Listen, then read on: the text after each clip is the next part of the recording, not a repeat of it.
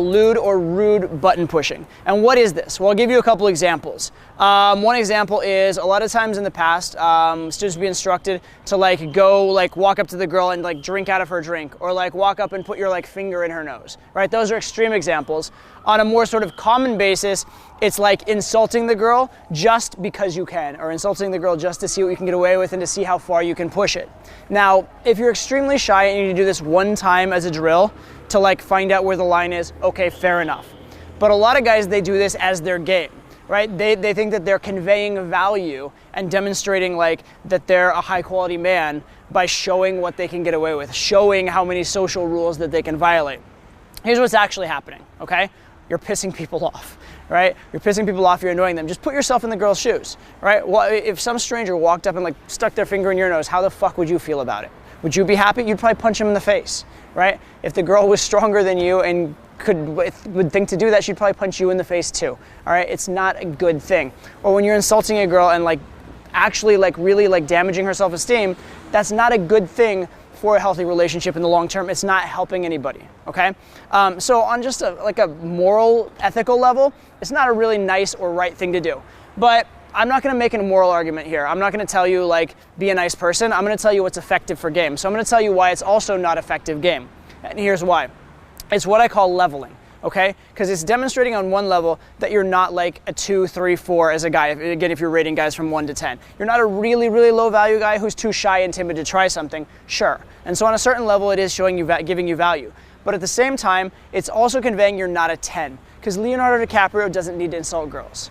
And Derek Jeter doesn't need to stick his finger in a girl's nose, okay? It's not necessary to do that if you actually are high value. So the fact that you're doing it is conveying as a very honest signal that you're not that high a value. So if you do that kind of stuff, yes, you will get a reaction sometimes. And yes, you will get noticed. And yes, you will get on her radar, but you're doing it in a negative way. You're automatically setting yourself up in a way where you're being framed as not a 10 out of 10 guy, or not even probably an 8 or 9 out of 10 guy, to be fair, okay?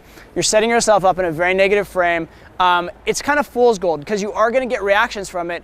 And if you've never gotten reactions from girls, if you've been ignored by girls before, it's gonna feel good to get some kind of reaction. And occasionally a girl will be like, oh, that was so ballsy, or oh, that was cute, or whatever, and it may work here and there, up to a certain level. But it's not gonna work on a deep level, and it's not a fundamental habit that you wanna build, right? It's like building a house. You want a good foundation of fundamentals, and then you build your game on top of it, and that way you can grow and get to advanced and excellent. If you're building on this weird gimmicky shit that's offensive and creating a negative in the interaction, you're gonna be very limited in terms of how good you could actually become. The next behavior I wanna talk about is what I call the tantrum. And specifically what I'm referring to here is when a guy gets rejected by a girl and then he lashes out, yells at, insults the girl, that sort of a thing.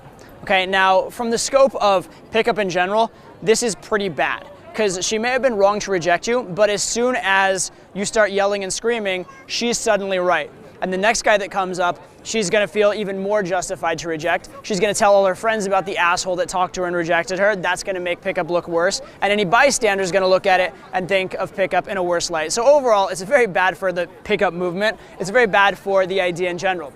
But let's look at it on a personal level, because I know that's what you care about, is you. So, on a personal level, I understand where this is coming from, and to an extent it even comes from a good place, right? It's that you have a strong frame. You believe that you're in the right to go talk to her. It's like you did nothing wrong by talking to her, so how dare she reject you, or she shouldn't reject you. And to a certain extent you're right, but to a certain extent you're wrong, which is, you have every right to go talk to her, she has every right not to be interested, and it's not a big deal. And as much as you think that you're holding your frame and saying okay, well, I'm in the right, what I believe is good, so we should just go with it, bubbles.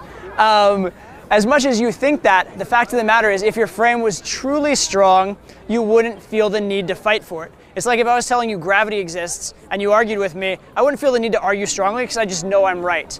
So the very fact you feel the need to argue, the very fact you get angry is actually showing a weak frame, is showing that you have some doubt in that belief. Right? And so what you really need to do is strengthen your own frame, because when that's the case, if you get rejected, you'll either think it's funny, or you might feel even a little sorry for the girl because she's missing out on something amazing. The final behavior or set of behaviors I want to talk about is what I call turning your win into her loss.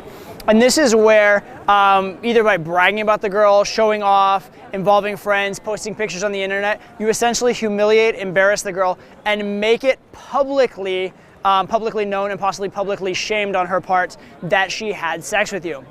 Now, on a global level, this is very bad for pickup. It's very bad for sort of like sexual openness in general, because the girl's taking a risk in sleeping with you. She's risking her social reputation, and she's sort of trusting you with the social contract not to violate that. And when you go and violate that, that makes her regret that action, makes her not want to see you again, makes her less likely to want to have sex again with someone else. It makes the world a more closed off place. So on a global level, I don't like it.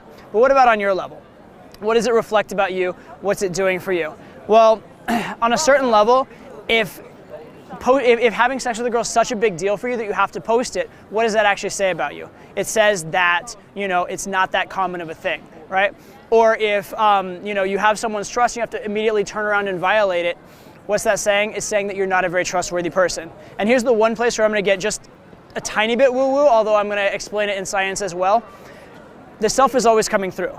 So if with one girl you have that trust and you violate it, with the next girl, she's gonna be less likely to trust you.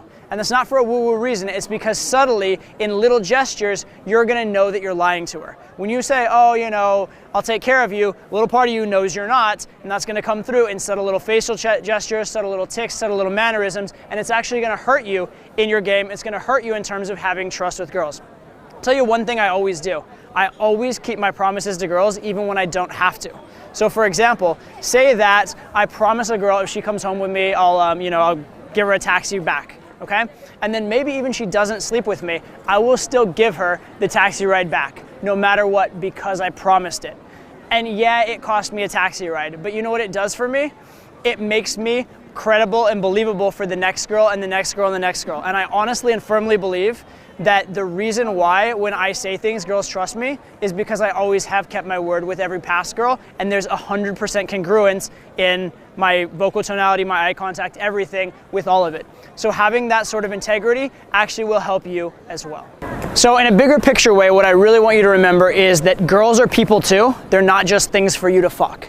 All right, and so understand that the things that would piss you off probably pissed them off as well, and the things that you wouldn't appreciate, they probably don't appreciate. And yes, in pickup, because there's anonymity and it's kind of random, you can get away with a lot of stuff, and there isn't an immediate consequence, obviously. Like, there isn't an obvious immediate consequence. However, there are always consequences, right? That consequence can be a slashed tire or a broken window. That consequence could be a white knight coming and beating you up. Or that consequence can just be the fact that you don't have integrity, and so at a certain point, people stop trusting you, your game stops working, or you've built your game on a glitch and it doesn't function. And kind of the beautiful thing is, by being a better person in pickup, you actually will give yourself better results in the long run. You'll have better relationships, you'll have girls stick around, you'll have a good reputation, and you'll have social circles that grow on each other and build your results instead of taking them away.